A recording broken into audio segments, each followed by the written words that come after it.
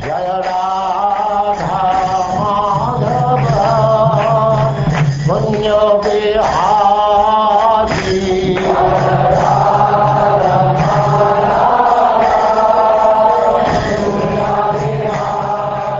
And now, Chapter 2, Ajamil delivered by the Vishnu Dutas.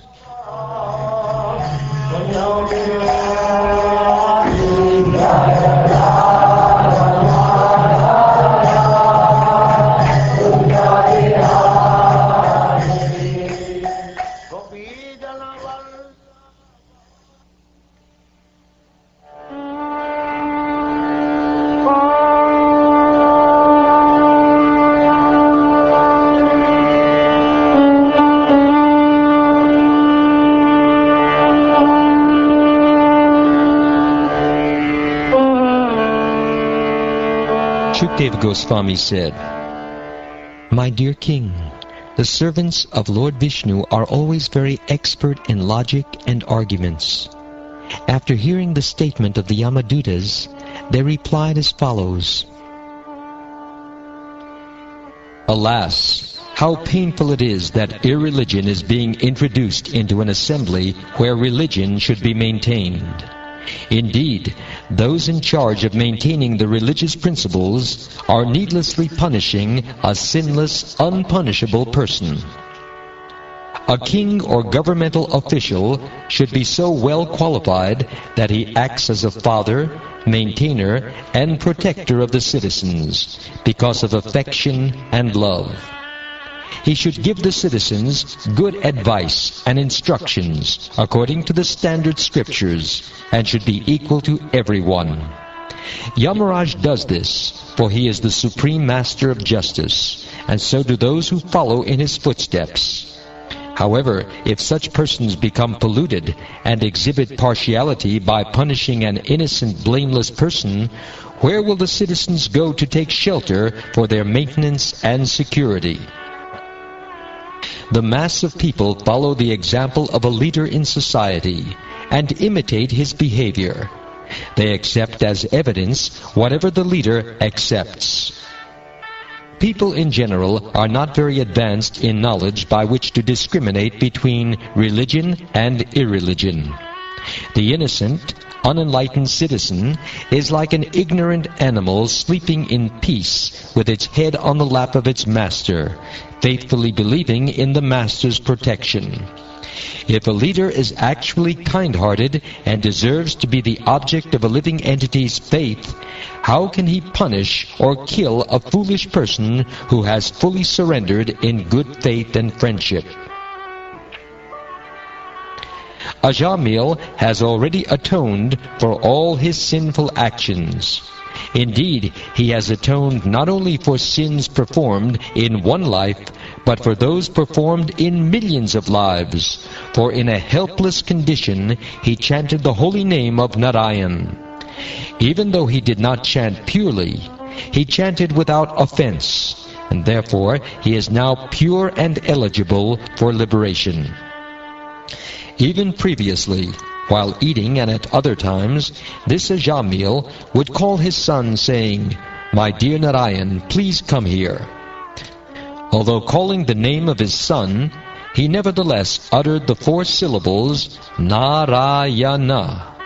Simply by chanting the name of Narayan, in this way, he sufficiently atoned for the sinful reactions of millions of lives. The chanting of the holy name of Lord Vishnu is the best process of atonement for a thief of gold or other valuables, for a drunkard, for one who betrays a friend or relative, for one who kills a Brahmin, or for one who indulges in sex with the wife of his guru or another superior. It is also the best method of atonement for one who murders women, the king, or his father, for one who slaughters cows, and for all other sinful men. Simply by chanting the holy name of Lord Vishnu, such sinful persons may attract the attention of the Supreme Lord, who therefore considers, "Because this man has chanted my holy name, my duty is to give him protection." By following the Vedic ritualistic ceremonies or undergoing atonement, sinful men do not become as purified as by chanting once the holy name of Lord Hari. Although ritualistic atonement may free one from sinful reactions, it does not awaken devotional service, unlike the chanting of the Lord's names, which reminds one of the Lord's fame, qualities, attributes, pastimes, and paraphernalia. The ritualistic ceremonies of atonement recommended in the religious scriptures are insufficient to cleanse the heart absolutely, because after atonement, one's mind again runs toward material activities. Consequently, for one who wants liberation from the fruitive reactions of material activities, the chanting of the Hare Krishna mantra, or glorification of the name, fame, and pastimes of the Lord, is recommended as the most perfect process of atonement, because such chanting eradicates the dirt from one's heart completely. At the time of death, this Ajamil helplessly and very loudly chanted the holy name of the Lord, Narayan. That chanting alone has already freed him from the reactions of all sinful life. Therefore, O servants of Yamaraj, do not try to take him to your master for punishment in hellish conditions. One who chants the holy name of the Lord is immediately freed from the reactions of unlimited sins, even if he chants indirectly to indicate something else, jokingly for musical entertainment, or even neglectfully.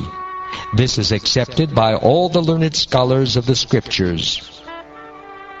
If one chants the holy name of Hari and then dies because of an accidental misfortune, such as falling from the top of a house, slipping and suffering broken bones while traveling on the road, being bitten by a serpent, being afflicted with pain and high fever, or being injured by a weapon, one immediately is absolved from having to enter hellish life, even though he is sinful.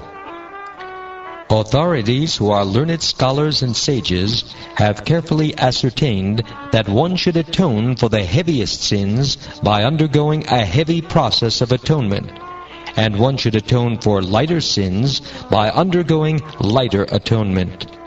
Chanting the Hare Krishna mantra, however, vanquishes all the effects of sinful activities, regardless of whether heavy or light.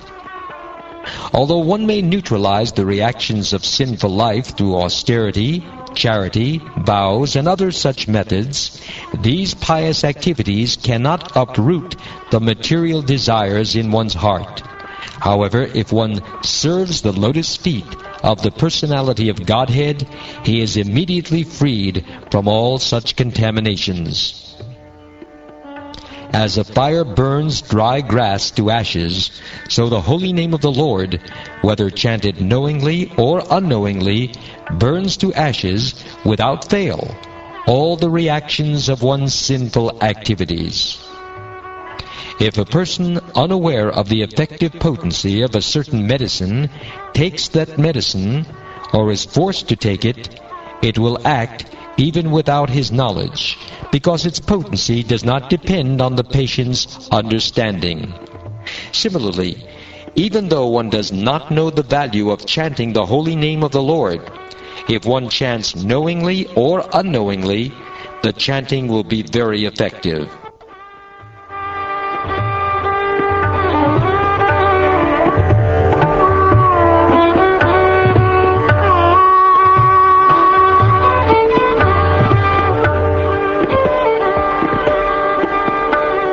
Sri Shukdev Goswami continued, My dear King, having thus perfectly judged the principles of devotional service with reasoning and arguments, the order carriers of Lord Vishnu released the Brahmin Ajamil from the bondage of the Yamadutas and saved him from imminent death. My dear Maharaj Pariksit, O subduer of all enemies, after the servants of Yamaraj had been answered by the order carriers of Lord Vishnu, they went to Yamaraj and explained to him everything that had happened. Having been released from the nooses of Yamaraj's servants, the Brahmin Ajamil, now free from fear, came to his senses and immediately offered obeisances to the Vishnu Dutas by bowing his head at their lotus feet. He was extremely pleased by their presence, for he had seen them save his life from the hands of the servants of Yamaraj. O sinless Maharaj Pariksit, the order carriers of the Supreme Personality of Godhead, the Vishnu Dutas, saw that Ajamil was attempting to say something, and thus they suddenly disappeared from his presence. After hearing the discourses between the Yamadutas and the Vishnu Dutas, Ajamil could understand the religious principles that act under the three modes of material nature. These principles are mentioned in the three Vedas. He could also understand the transcendental religious principles which are above the modes of material nature, and which concern the relationship between the living being and the Supreme Personality of Godhead. Furthermore, Ajamil heard glorification of the name, fame, qualities, and pastimes of the Supreme Personality of Godhead. He thus became a perfectly pure devotee. He could then remember his past sinful activities, which he greatly regretted having performed. Ajamil said, "Alas, being a servant of my senses, how degraded I became. I fell down from my position as a duly qualified Brahmin and begot children in the womb of a prostitute. Alas, all condemnation upon me. I acted so sinfully that I degraded my family tradition. Indeed, I gave up my chaste and beautiful young wife to have sexual intercourse with a fallen prostitute accustomed to drinking wine. All condemnation upon me. My father and mother were old, and had no other son or friend to look after them. Because I did not take care of them, they lived with great difficulty. Alas, like an abominable lower-class man, I ungratefully left them in that condition. It is now clear that as a consequence of such activities, a sinful person like me must be thrown into hellish conditions meant for those who have broken religious principles, and must there suffer extreme miseries. Was this a dream I saw, or was it reality? I saw fearsome men with ropes in their hands coming to arrest me and drag me away. Where have they gone? And where have those 4 liberated and very beautiful persons gone, who released me from arrest and saved me from being dragged down to the hellish regions? I am certainly most abominable and unfortunate to have merged in an ocean of sinful activities. But nevertheless, because of my previous spiritual activities, I could see those 4 exalted personalities who came to rescue me. Now I feel exceedingly happy because of their visit. Were it not for my past devotional service, how could I, a most unclean keeper of a prostitute, have gotten an opportunity to chant the holy name of Vaikuntapati when I was just ready to die? Certainly, it could not have been possible. I am a shameless cheater who has killed his Brahminical culture. Indeed, I am sin personified. Where am I in comparison to the all-auspicious chanting of the holy name of Lord Narayan?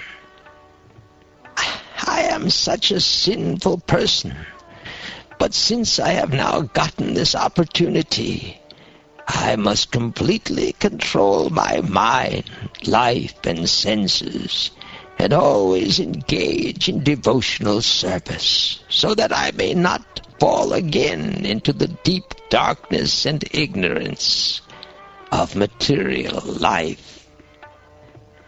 Because of identifying oneself with the body, one is subjected to desires for sense gratification, and thus one engages in many different types of pious and impious action.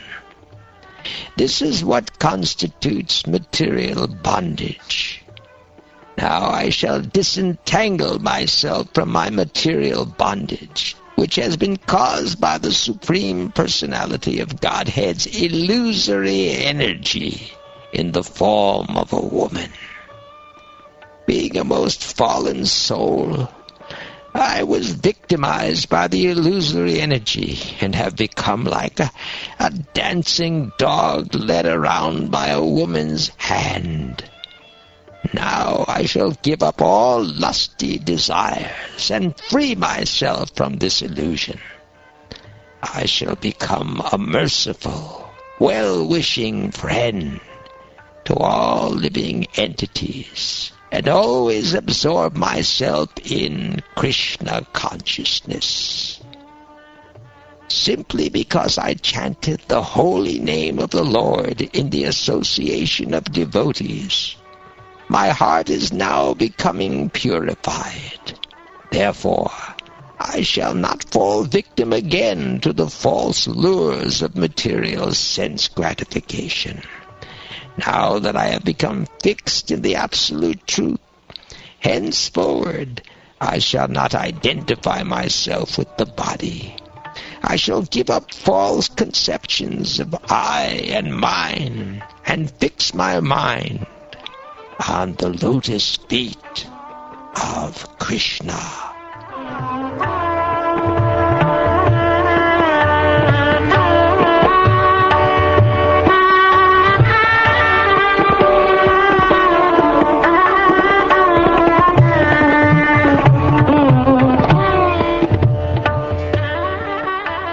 Shukdev Goswami said, because of a moment's association with devotees, or the Vishnu Dutas, Ajamil detached himself from the material conception of life with determination. Thus freed from all material attraction, he immediately started for Hardwar. In Hardwar, Ajamil took shelter at a Vishnu temple, where he executed the process of Bhakti Yoga. He controlled his senses and fully applied his mind in the service of the Lord. Ajamil fully engaged in devotional service. Thus he detached his mind from the process of sense gratification and became fully absorbed in thinking of the form of the Lord. When his intelligence and mind were fixed upon the form of the Lord, the Brahmin Ajamil once again saw before him 4 celestial persons. He could understand that they were those he had seen previously, and thus he offered them his obeisances by bowing down before them.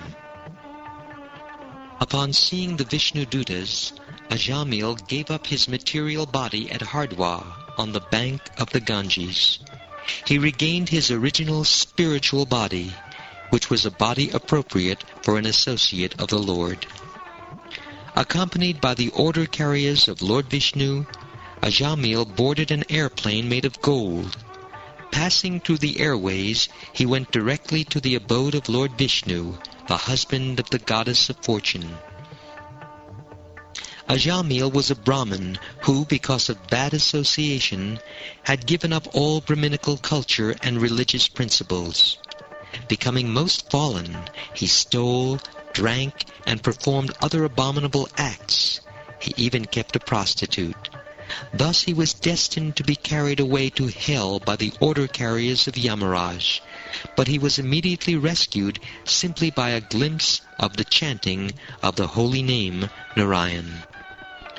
Therefore, one who desires freedom from material bondage should adopt the process of chanting and glorifying the name, fame, form, and pastimes of the Supreme Personality of Godhead, at whose feet all the holy places stand.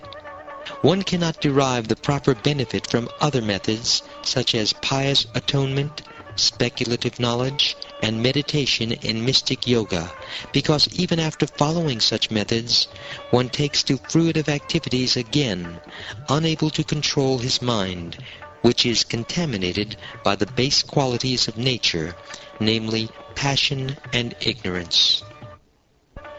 Because this very confidential historical narration has the potency to vanquish all sinful reactions, one who hears or describes it with faith and devotion is no longer doomed to hellish life, regardless of his having a material body, and regardless of how sinful he may have been. Indeed, the Yamadutas who carry out the orders of Yamaraj do not approach him even to see him. After giving up his body, he returns home, back to Godhead, where he is very respectfully received and worshipped.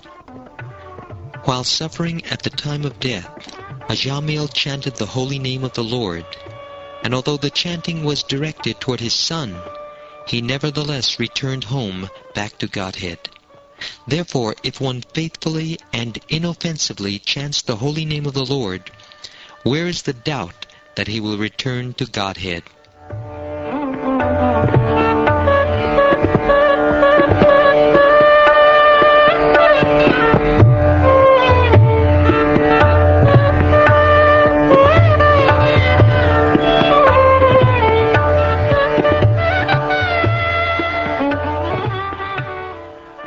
Thus ends the second chapter of the 6th canto of the Srimad Bhagavatam, entitled Ajamil Delivered by the Vishnu Dutas.